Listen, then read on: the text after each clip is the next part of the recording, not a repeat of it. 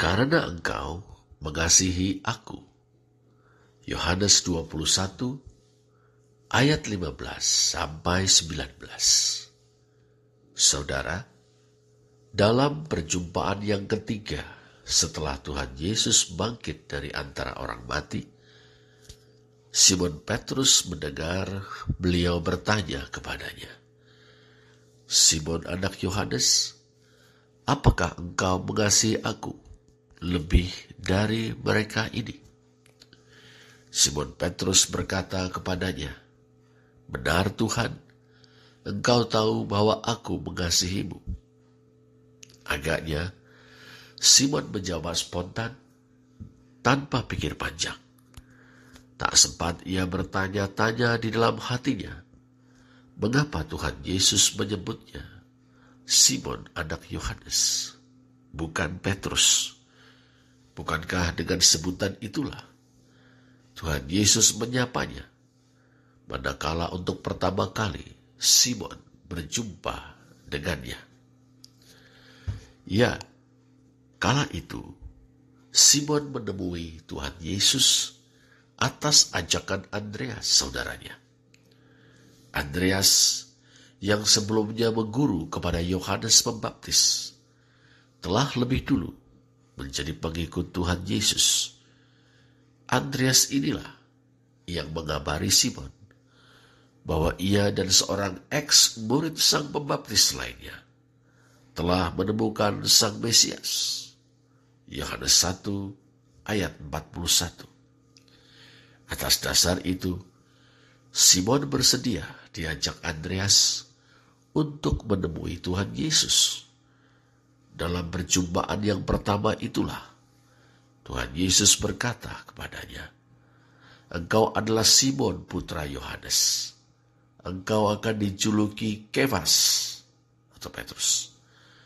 Sejak saat itu, Simon menyusul Andreas menjadi pengikut Tuhan Yesus. Sekarang, dengan menyapa Simon anak Yohanes, Tuhan Yesus mengingatkan Simon tentang peristiwa kali pertama jumpa Sang Mesias. Momen saat Simon menjadi muridnya. Kasih yang mula-mula, semangat yang mula-mula. Meski pernah gagal, lantaran menyangkal beliau sampai 3 kali, Simon tetap murid Tuhan Yesus dan diajak untuk memiliki kembali kasih dan semangat yang mula-mula. Mari kita kembali, saudara, kepada jawaban Simon. "Benar Tuhan, engkau tahu bahwa aku mengasihimu," katanya. Menanggapi jawaban Simon, Tuhan Yesus memberinya amanat. "Gembalakanlah domba-dombaku," atau "berilah makan domba-dombaku.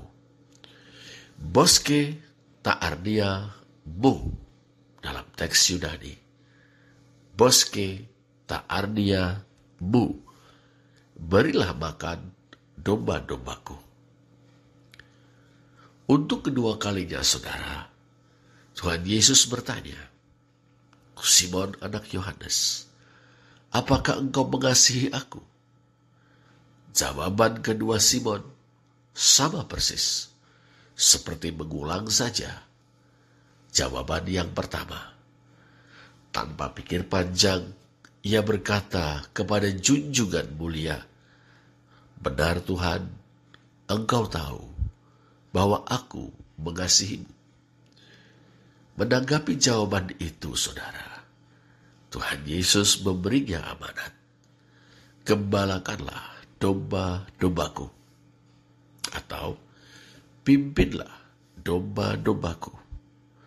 Teks Yunani, poimane ta probatamu. Poimane ta probatamu. Untuk ketiga kalinya, Tuhan Yesus bertanya, "Simon putra Yohanes, apakah engkau mengasihi aku?" Saat itulah saudara, Simon tersadarkan. Bukan karena kali ini Tuhan Yesus menggunakan kosakata yang berbeda untuk mengasihi, yakni phileo, bila dibandingkan dengan dua pertanyaan pertama, agapao. Sehingga kesannya, karena Simon hanya bisa mengasihi dia dengan phileo, maka Tuhan Yesus menurunkan tuntutannya dari semula agapao menjadi phileo. Tidak demikian. Sebab dalam Injil Yohanes, kata agapao dan kata phileo untuk kasih digunakan secara bergantian. Bahwa Bapa mengasihi Yesus misalnya menggunakan kata agapao dan phileo. Untuk kata agapao, kita menemukannya dalam Yohanes 3 ayat 36, 10 ayat 17, 15 ayat 9, 17 ayat 23 dan 24. Untuk kata phileo, Yohanes 5 ayat 20. Bahwa Yesus mengasihi Lazarus juga menggunakan kata agapao dalam Yohanes 11 ayat 5 dan phileo dalam Yohanes 11 ayat 3 dan 36. Bahwa Bapa mengasihi murid-murid Yesus menggunakan kata agapao dalam Yohanes 14 ayat 21 dan phileo dalam Yohanes 16 ayat 27. Bahwa murid-murid Yesus mengasihi Yesus juga menggunakan kata agapao. Yohanes 14 ayat 15, 21, 23, 28, dan phileo. Yohanes 16 ayat 27. Julukan atau sebutan murid yang dikasihi Yesus juga menggunakan kata agapao dalam Yohanes 13 ayat 23, 19 ayat 26, 21 ayat 7 dan 20. Juga kata phileo, Yohanes 20 ayat 2. Jadi, tidak ada perbedaan mendasar dalam penggunaan kata agapao dan phileo dalam Injil Yohanes. Duduk perkaranya begini, saudara. 2 kali sudah Simon menjawab tanpa pikir panjang. Sampai-sampai Tuhan Yesus menyampaikan pertanyaan yang sama untuk ketiga kalinya. Sungguh keterlaluan.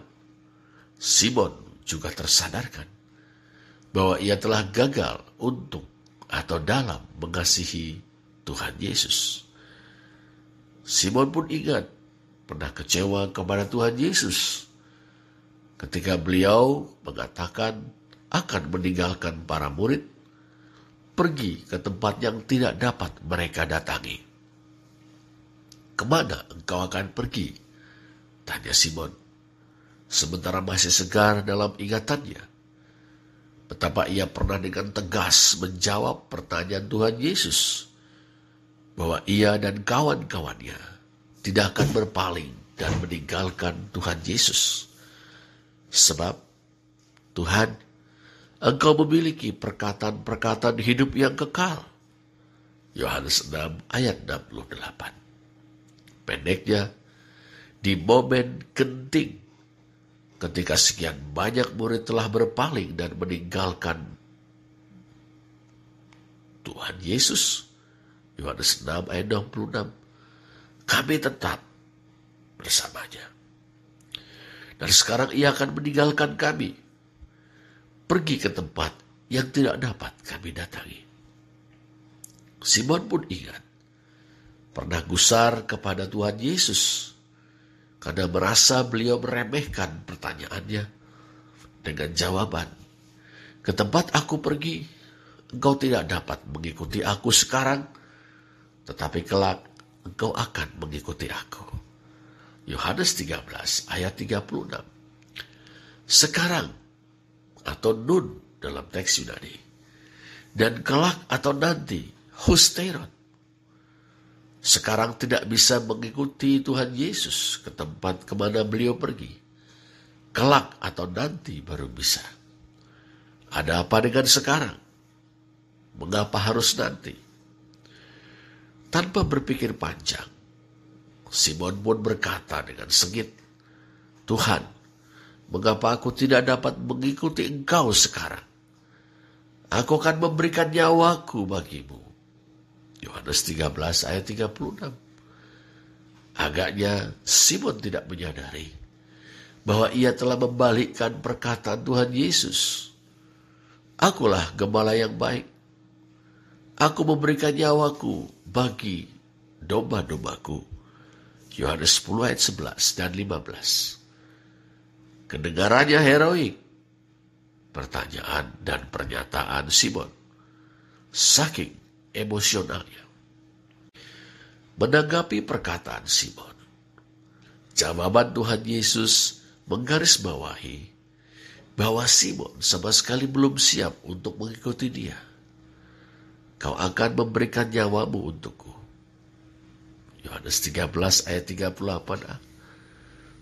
Seakan Tuhan Yesus bertanya, gak salah nih demi mengikut aku. Yang benar mengikuti Tuhan Yesus dalam konteks ini berarti pergi ke rumah Bapa. Lihat Yohanes 14 ayat 2. Itu berarti menempuh jalan penderitaan hingga kematian. Simon Petrus juga kawan-kawannya masih jauh dari siap. Titeni, ayam jantan pasti tidak akan berkokok sampai engkau menyangkal aku 3 kali. Yohanes 13 ayat 38b. Dapat dibayangkan saudara, perasaan Simon mendengar tanggapan Tuhan Yesus seperti itu. Tentu ia ingin membuktikan bahwa dalam tanda petik ramalan Tuhan Yesus itu salah. Ia ingin membuktikan bahwa dirinya lah yang benar. Dan itu hampir menjadi kenyataan. Dalam insiden penangkapan Yesus, di mana pasukan Romawi berkekuatan 600 orang dikerahkan bersama-sama dengan para pengawal bait suci, suruhan para imam kepala dan orang-orang Farisi, gerunduk lengkap dengan tentara, suluh, dan senjata. Simon menghunus pedang dan menebas telinga kanan Malkus, seorang budak imam besar. Yohanes 18 ayat 10. Padahal Tuhan Yesus sudah meminta agar mereka hanya menangkap dirinya dan membiarkan murid-muridnya, termasuk Petrus, untuk pergi. Yohanes 18 ayat 8. Simon, saudara, yang masih penasaran untuk membuktikan dirinya, mengikuti rombongan yang menggiring Tuhan Yesus yang terbelenggu itu. Ia sampai dekat gerbang istana imam besar. Saat itulah seorang hamba perempuan, Yohanes 18 ayat 17. Orang-orang yang ada di situ, Yohanes 18 ayat 25. Dan kerabat si Malkus, Yohanes 18 ayat 26. Mereka mengenalinya sebagai pengikut Tuhan Yesus. Petrus yang sebelumnya begitu heroik menyangkal tudingan mereka sampai 3 kali. Setelah itu berkokoklah ayam jantan. Yohanes 18 ayat 27.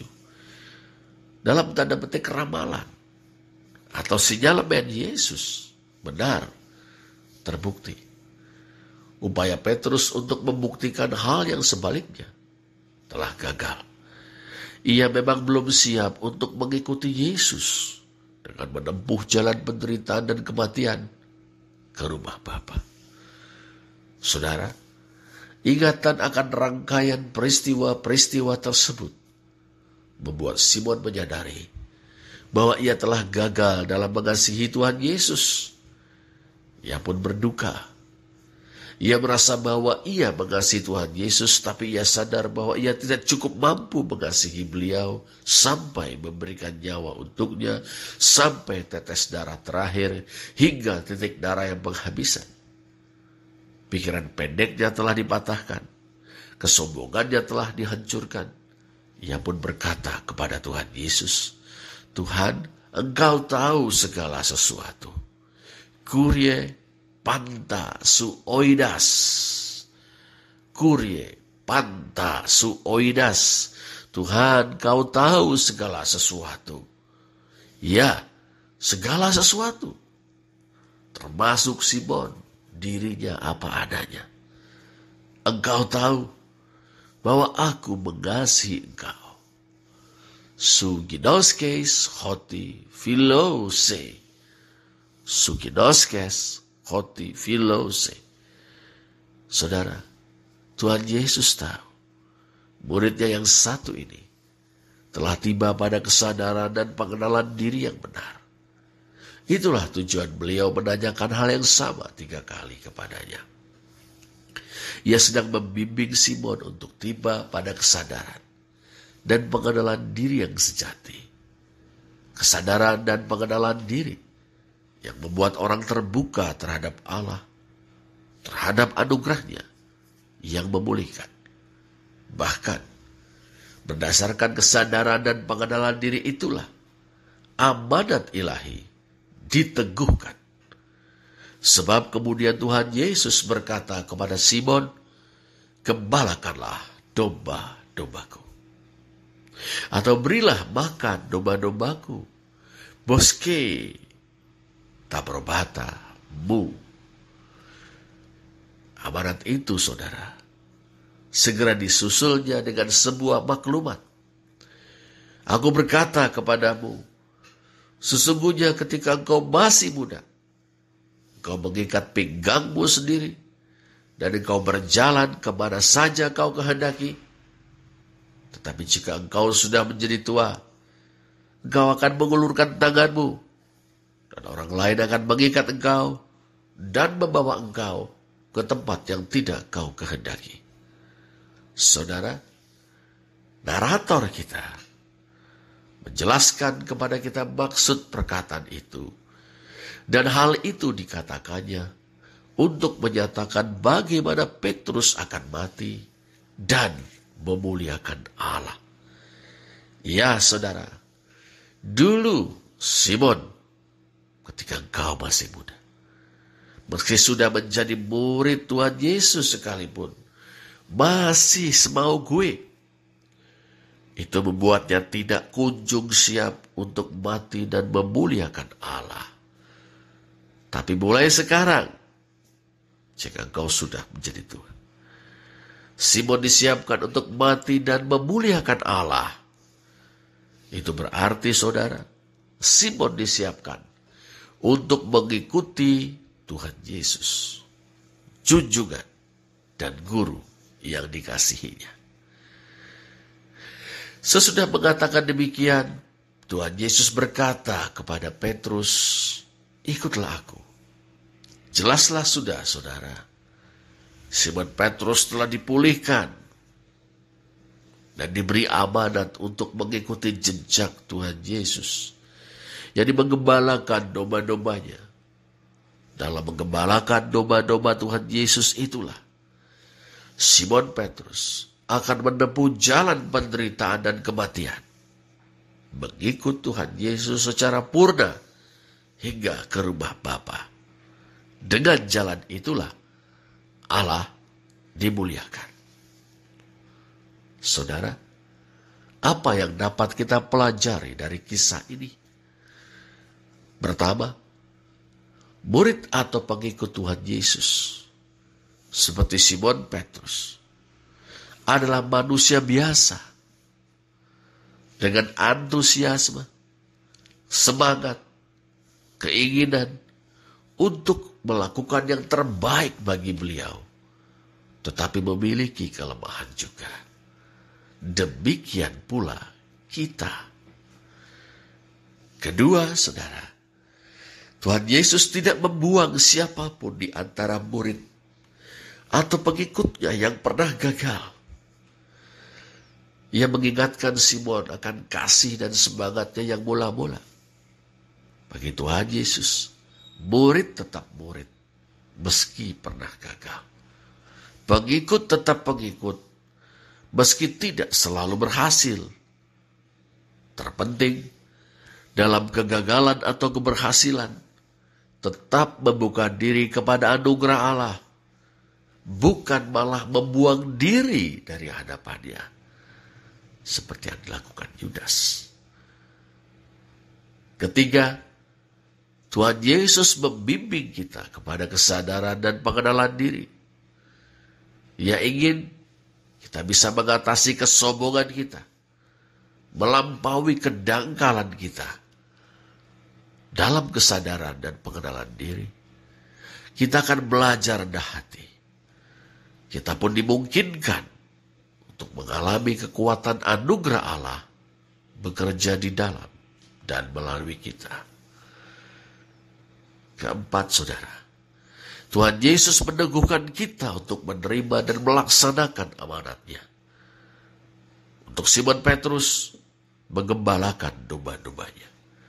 Untuk kita, sesuai dengan karunia dan panggilan kita masing-masing. Untuk semuanya, dibutuhkan totalitas untuk mengemban amanat tersebut. Kelima, saudara, melalui itu semua, kita belajar mengikut Tuhan Yesus selama kita hidup, sampai akhirnya kita datang ke rumah Bapa untuk tinggal bersama dengan Dia selama-lamanya. Terpujilah Allah.